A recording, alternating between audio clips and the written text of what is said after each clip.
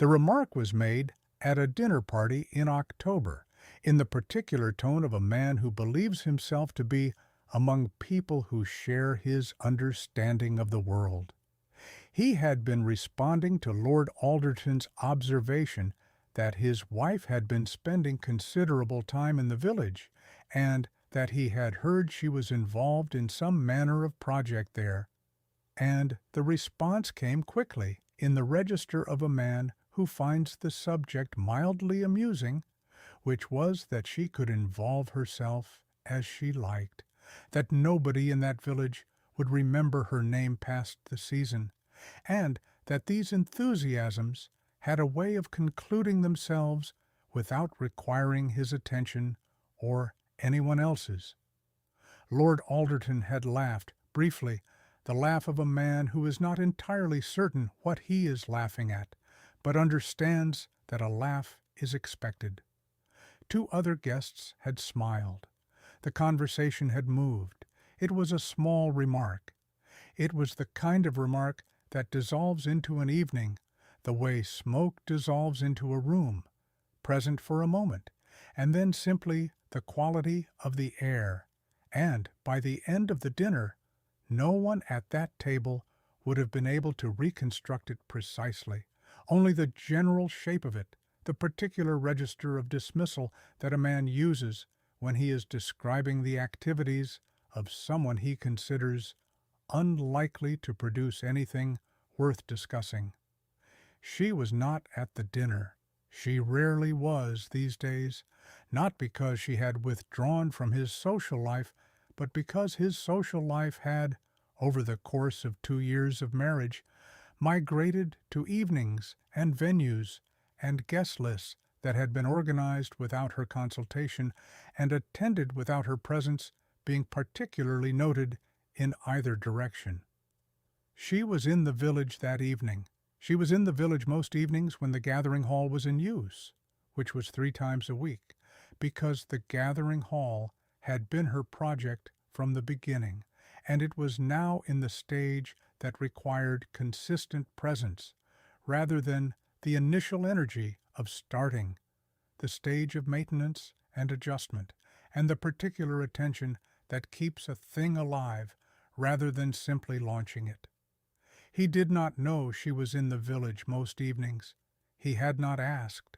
The remark at the dinner party was the honest expression of his understanding of the situation, which was that she had taken up an enthusiasm of the kind that women of her position sometimes took up, the kind that occupied the middle hours of their days and produced a pleasing sense of purpose without generating anything of lasting consequence, and that it would conclude itself eventually, and she would find another enthusiasm or return to the normal rhythms of their shared life, whichever came first.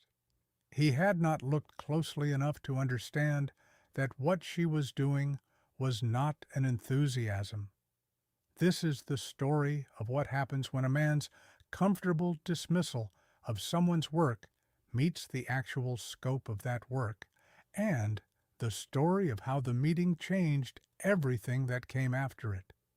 It is also, and perhaps more essentially, the story of a woman who did not do what she did in order to be seen doing it, and of what it meant when the seeing happened anyway, on a scale that no one at that dinner table had predicted, least of all the man who had said that nobody would remember her name. Subscribe to this channel now and turn on the bell, because this story does not arrive at its meaning in a single moment, and the meaning that accumulates across its length is considerably larger than the moment where it begins. Stay from the beginning. She had come to the village for the first time in the 2nd month of the marriage, in the way that women in her position typically came to the villages attached to their husbands' estates, which was on a formal introduction visit organized by the housekeeper, the kind of visit that produces a record of names and faces and circumstance without requiring any subsequent engagement. She had attended the visit with the clear and attentive quality she brought to everything, had made notes afterward in the small book she carried for such purposes, had returned to the house, and had found herself unable to stop thinking about what she had seen. What she had seen was not what such visits typically produced, which was the comfortable picture of a village functioning adequately within the accepted parameters of its situation. What she had seen was the gap between the parameters and the actuality, the gap that exists in all such places between what the estate's records describe and what the people inside the records experience. And the gap in this particular village attached to this particular estate was wider than she had expected, and had been wider for longer than the current administration of the estate could account for. The school had no permanent teacher. It had had 3 in the past 5 years, each one remaining for a season and departing for reasons the current village headman described as varied, but that she understood from listening to what was underneath the description to be fundamentally the same reason, which was that the position had no stability, no adequate compensation, and no meaningful support from the estate that was nominally responsible for it. The building that served as a community gathering space was, she established after a second visit 2 weeks later, structurally compromised in a way that the headman had been reporting to the estate steward for 3 years without receiving a response that constituted action rather than acknowledgement. The medical situation was managed through the periodic visits of a physician from the market town 12 miles distant, the visits occurring quarterly, and the interval between visits filled with the particular combination of folk remedy and desperate improvisation that fills such intervals when there is no better option. These were not unusual problems for an estate village of that period and that situation. She understood that. What she also understood was that they were not inevitable problems, that they existed not because they were insoluble, but because the resources to solve them had not been directed toward solving them, and that the resources existed were in fact considerable and were currently directed elsewhere, which was toward the maintenance of the London house and the extended season, and the social obligations of a man who had been managing his estate from the comfortable distance that his position allowed. She did not go to him.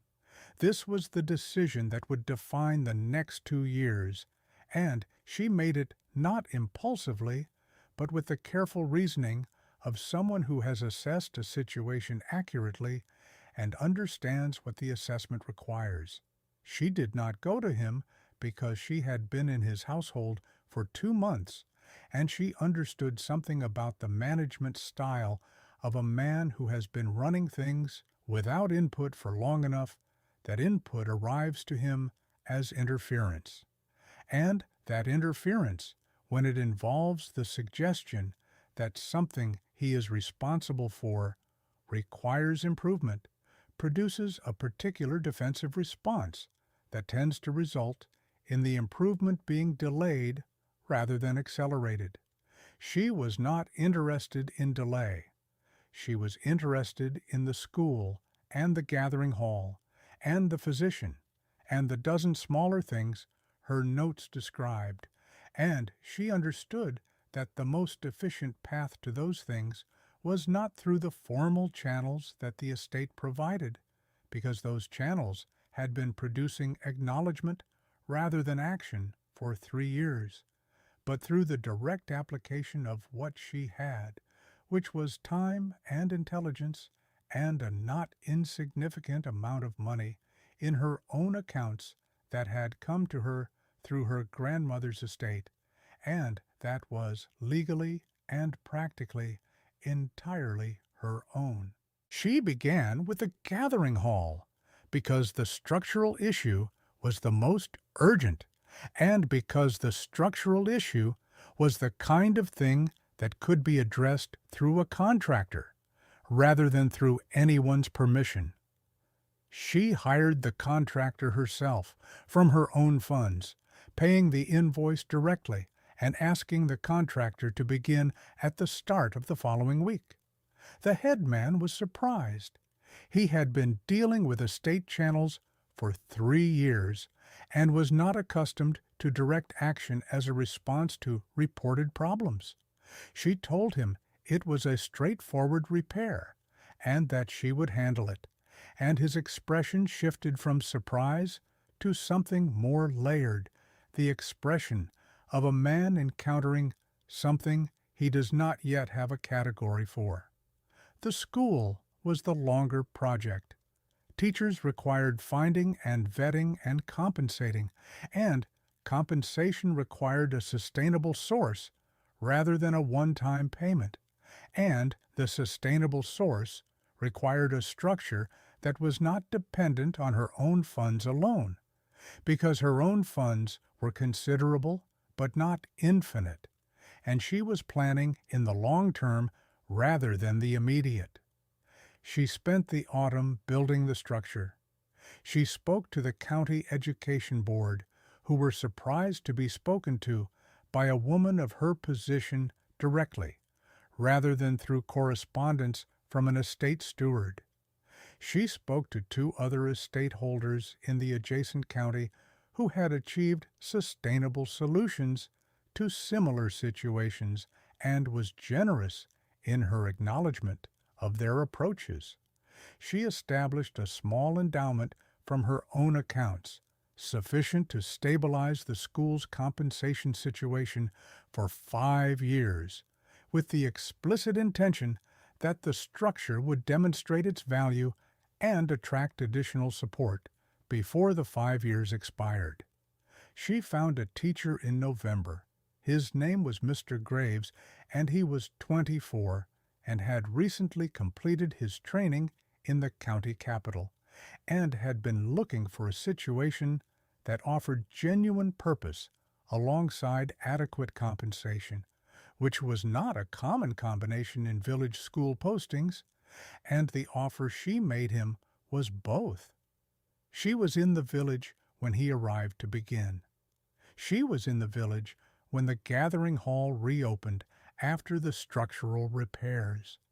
She was in the village when the physician from the market town came for his quarterly visit, and she arranged a conversation with the headman and the physician about whether the quarterly schedule was the best available structure or whether a different arrangement might be achievable, and the conversation produced a proposal that she then spent 3 weeks pursuing with the county medical board, and the pursuit produced a fortnightly schedule beginning in January and an arrangement with a second physician from a closer town who would cover the intervals.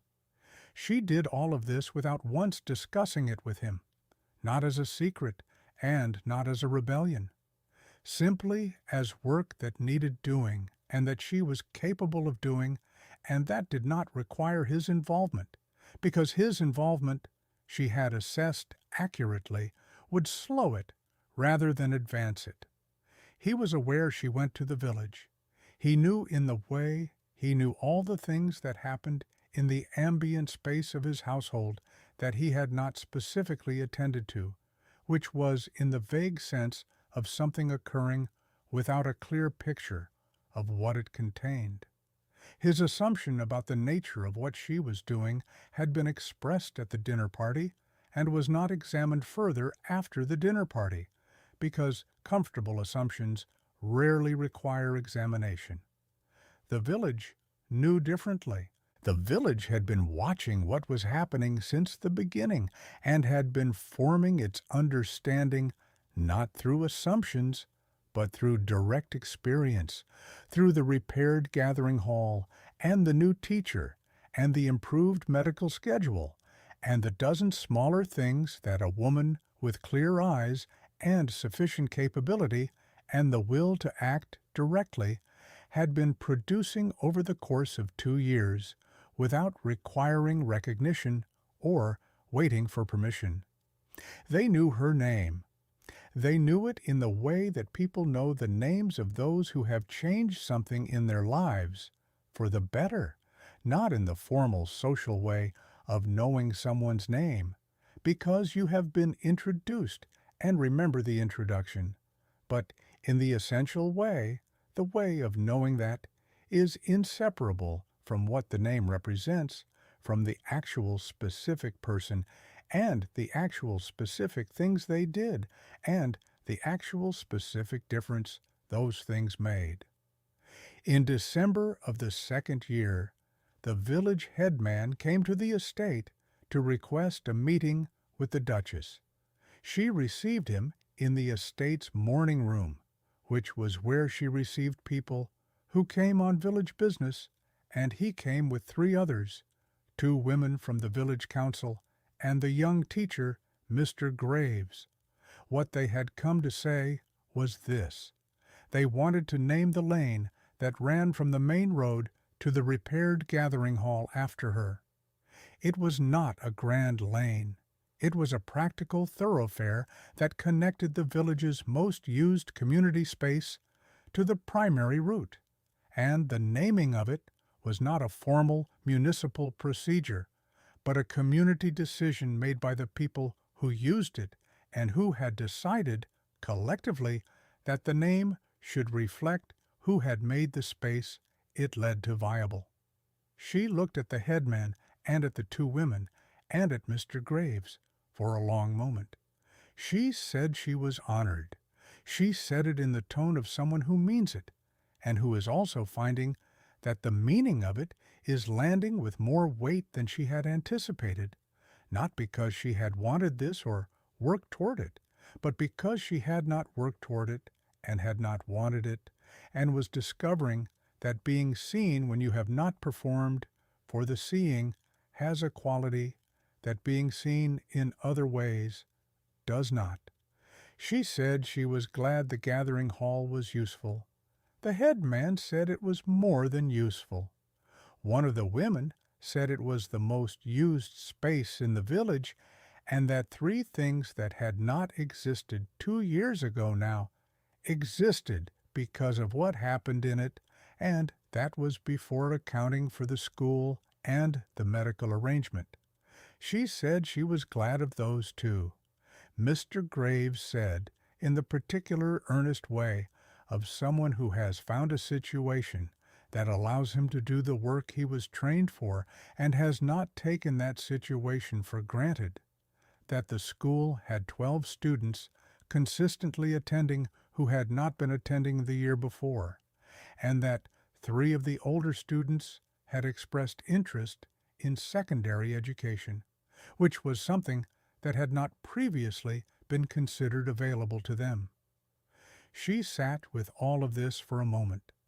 The morning room was quiet, and the November light was the flat gray of a season that had committed to its austerity, and the 4 people who had come to tell her what her work had produced were looking at her with the particular quality of people who have something they want to give and have found the person to give it to. She said yes. She said they could name the lane as they had proposed, and that she was glad of it, and that she wanted them to know that what they were describing, the school and the gathering hall and the medical arrangement, had not been done for the naming and had not been done to be known, and that the knowing was something she was receiving rather than something she had sought, and that the receiving of it was, in its own way, a kind of completion she had not expected. The headman nodded. The 2 women said they understood. Mr. Graves said that was what they had thought, and that it was part of why they had come. They left. She remained in the morning room for a while after they had gone, not because she needed to collect herself, but because the quality of the moment seemed to require presence rather than movement, and she sat with what it meant to be known in that particular way by the people for whose benefit the work had been done, without the work having been organized around being known by them. It was, she understood sitting in the morning room in November, the first time in 2 years that she had been seen as something other than a function or an extension of his name, or an enthusiast whose activities were unlikely to produce anything of consequence.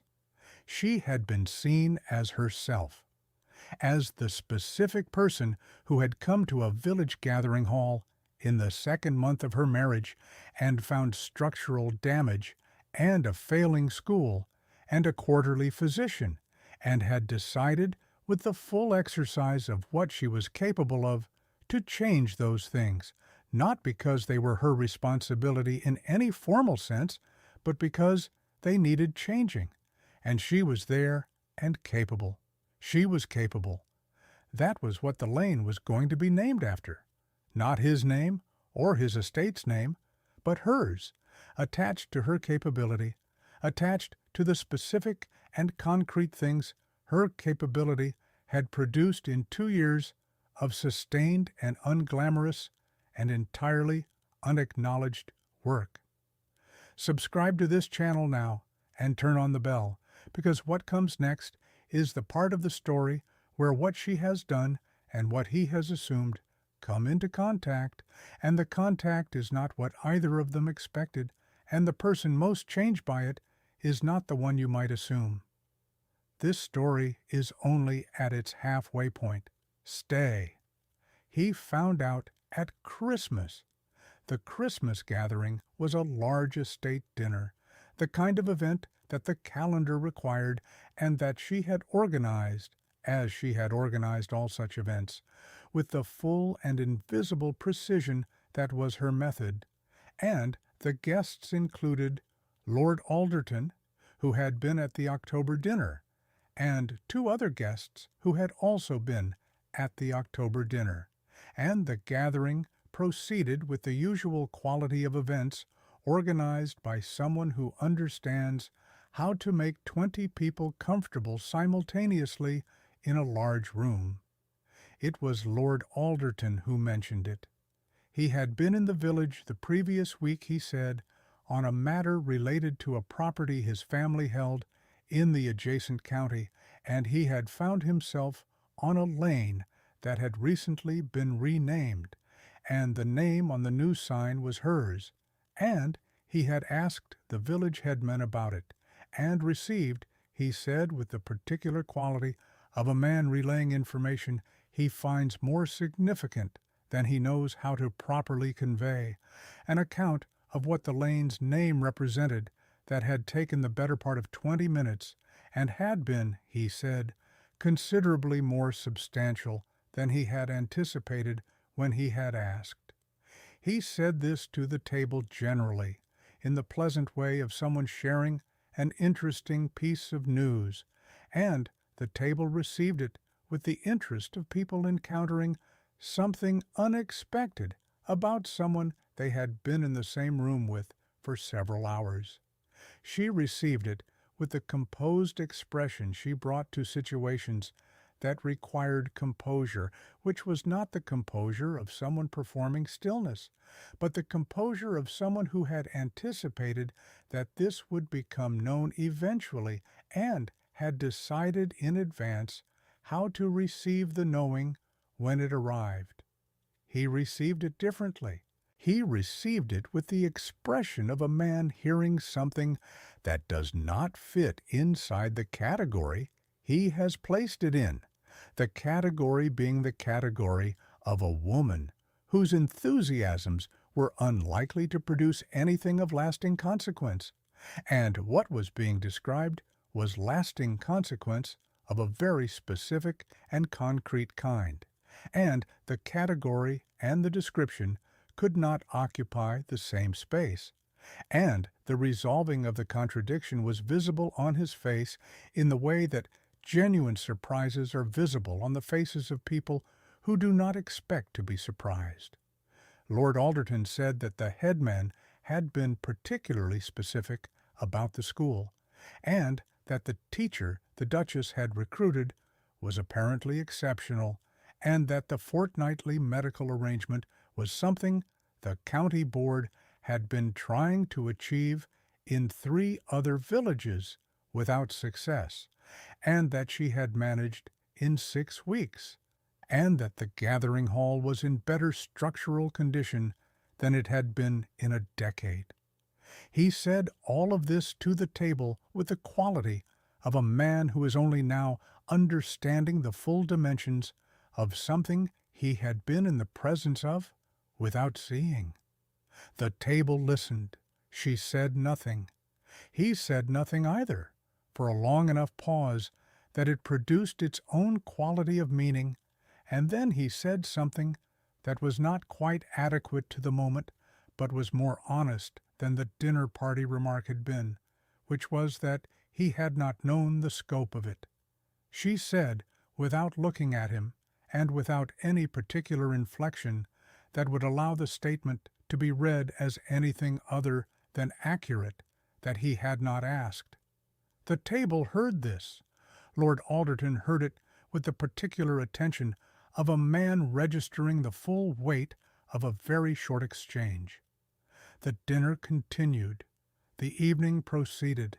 She managed it with the same invisible precision she had always brought to it, and the guests enjoyed themselves, and the Christmas gathering achieved the quality that was required of it, and none of this required any further acknowledgment of what had been said or what it meant. What it meant was doing its own work in the room without requiring anyone to describe it. He came to find her after the guests had gone. She was in the library, which was where she went when the evening's obligations were complete, and the house was quiet enough to permit what she thought of as her actual evening, the part that was hers, rather than his or the household's or the social calendar's. He came to the doorway and stopped there, which was itself a different quality of arrival than his usual arrivals, and she looked up from what she was reading and waited. He said he had been thinking since Alderton mentioned the lane. She said she imagined he had been. He said he would like to understand what she had been doing in the village, and that he understood this was a request that had taken him 2 years to make, and that the lateness of the making was its own kind of statement, and that he was not asking for her to receive the statement as something other than what it was. She looked at him for a long moment. She said she would tell him, and that telling him was something she was willing to do because the question was finally being asked, and that she had been willing to tell him for 2 years, and had not volunteered the telling because the telling had not been requested, and that she was not going to apologize for the not volunteering because people do not typically volunteer the accounting of their work to people who have communicated, through the consistent texture of their attention, that the work is not a subject of interest to them. He said that was accurate. She said she knew.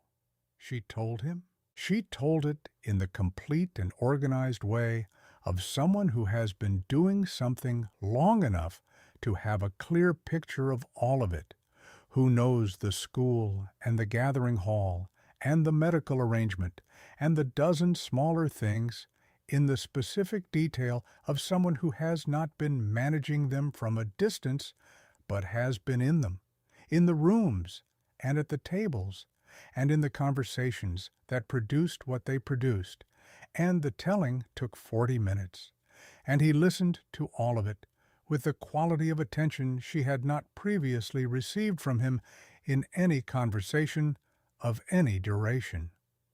When she finished, he was quiet. Then he said that he had made a remark at the October dinner about the likelihood of anyone remembering her name, and that the remark had been said with the comfortable certainty of someone who believed he was accurate, and that he was now in possession of considerable evidence that the certainty had not been warranted, and that the evidence was not only that a lane had been named after her, but that the lane was the smallest and most visible piece of a body of work that he had been in the same house as for 2 years without understanding its existence, let alone its scale. She said she heard him. He said he was not certain what he was asking, or rather, he knew what he was asking and was uncertain of his right to ask it, and that the uncertainty was honest rather than performed, and that he was going to ask anyway, because honest uncertainty was better than the comfortable certainty that had produced the October dinner. She said he should ask. He said he wanted to know what she needed from him, not what she needed from the estate, which he understood now she had been accessing through other channels and with considerable effectiveness, but what she needed from him, specifically the person she was in a house with. And he said it in the tone of a man who has just understood, at the age of 52, that the person he is in a house with is someone he has not been asking the right questions of, and who is starting now with the question he should have started with 2 years ago. She was quiet for a long moment. The library was warm, and the evening was late, and outside the window the December grounds were dark and still, and she sat in the chair she had claimed as hers in the first month of the marriage, and looked at a man she had been sharing a house with for 2 years and had never had this conversation with.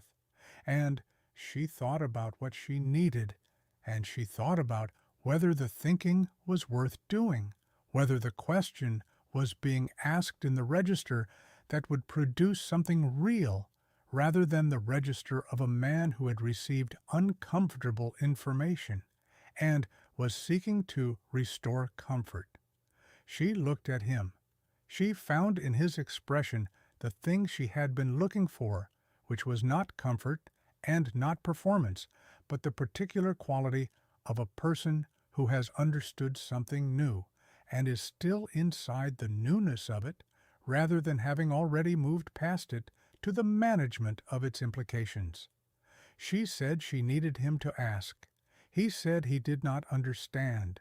She said she needed him to ask, not this question, though this question was the right beginning, but to ask in general, to ask about the village and the school and the gathering hall and the medical arrangement and the dozen smaller things and the things that came after the dozen smaller things, to ask not because the asking would be useful to her management of those things, because her management of them was effective and had not required his input, but because the asking was what it meant to be in a life with someone rather than in proximity to them, and that she had been in proximity to him for 2 years, and she was not interested in 2 more years of proximity when the alternative was available.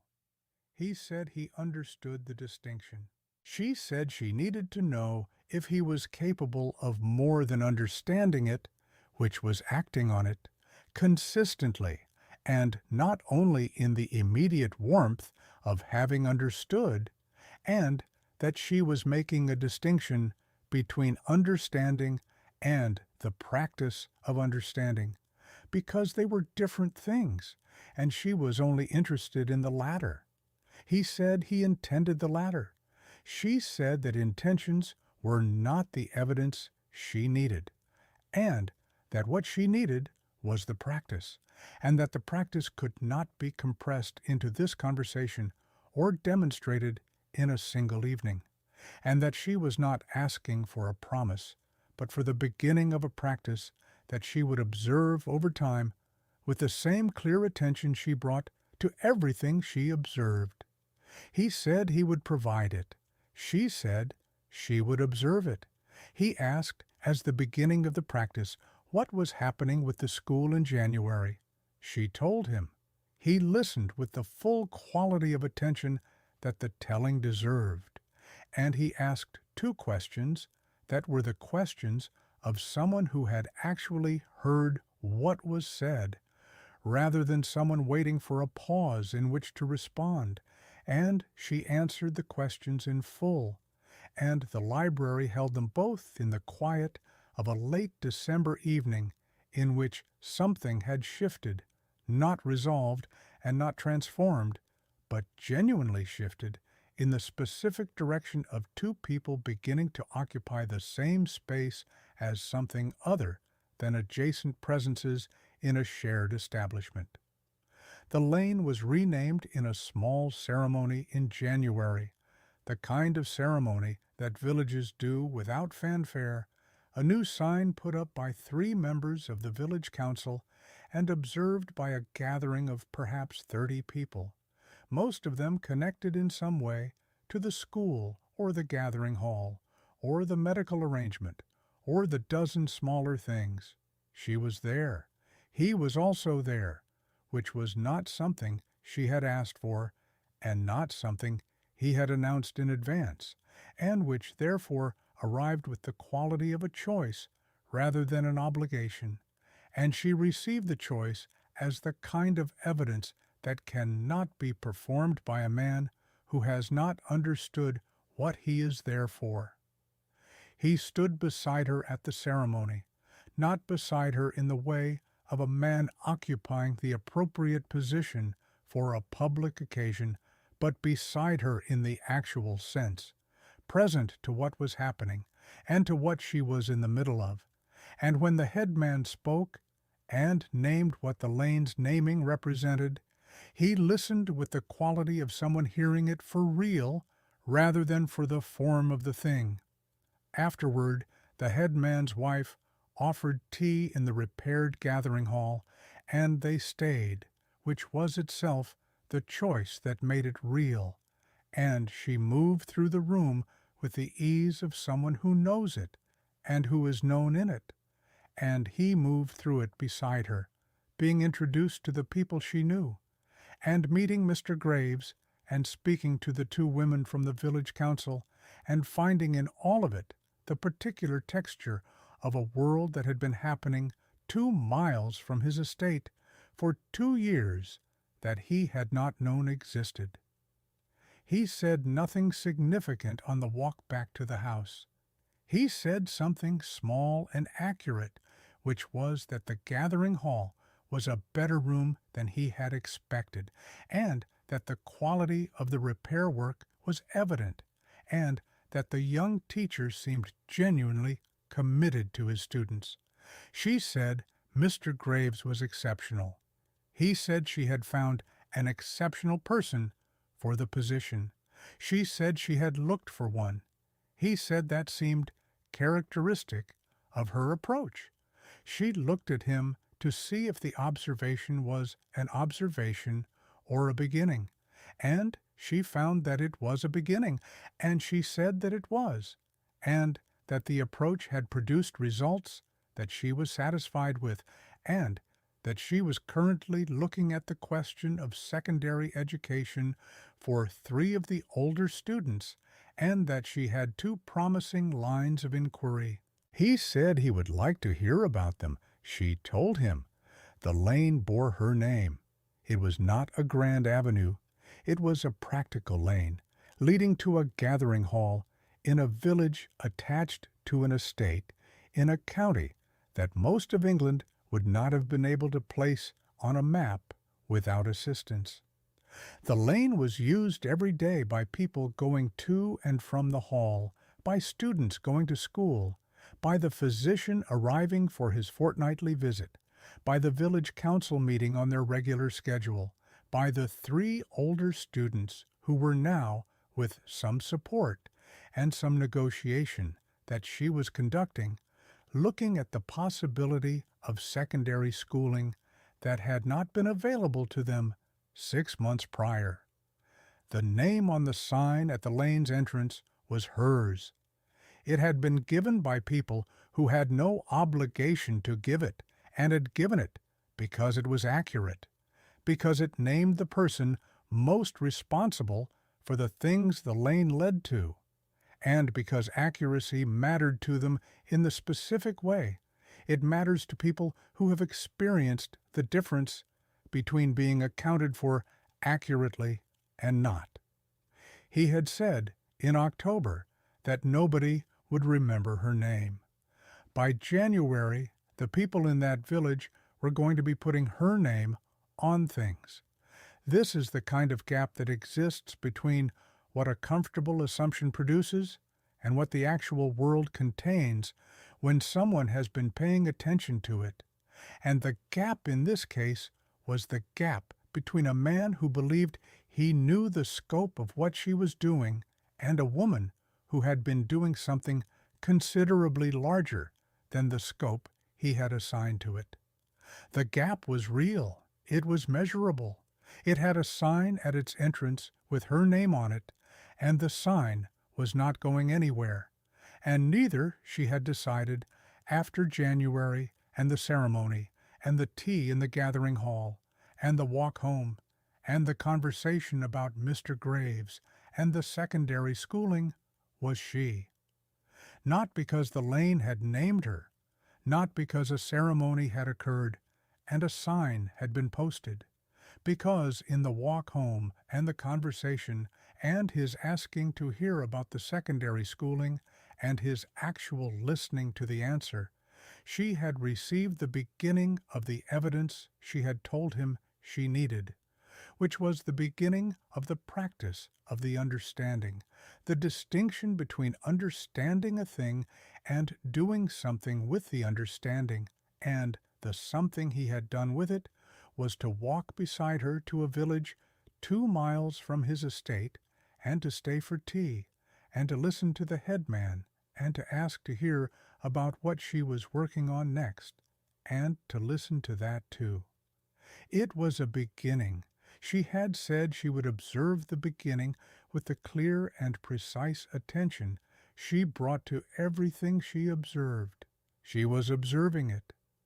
The January morning light on the lane bearing her name was the flat, clear light of a season that had nothing to hide, the light that makes outlines precise and distances honest, and it fell on the sign with the same even-handedness. It fell on everything else, and the sign bore her name, and the lane led to the gathering hall, and in the gathering hall the morning was beginning with 12 students and their exceptional teacher, and the sound of a community going about the work of educating its children, which was the work she had made possible, the work that would continue after her and after this January morning, and after whatever came next, between her and the man who was now asking questions and listening to the answers. She had not built it to last past her. She had built it to last. The difference was everything, and the lane, and the school, and the medical arrangement, and the dozen smaller things were all going to demonstrate the difference for longer than either of them would be around to observe, which was, she thought, exactly the kind of consequence that nobody at that October dinner had thought to account for.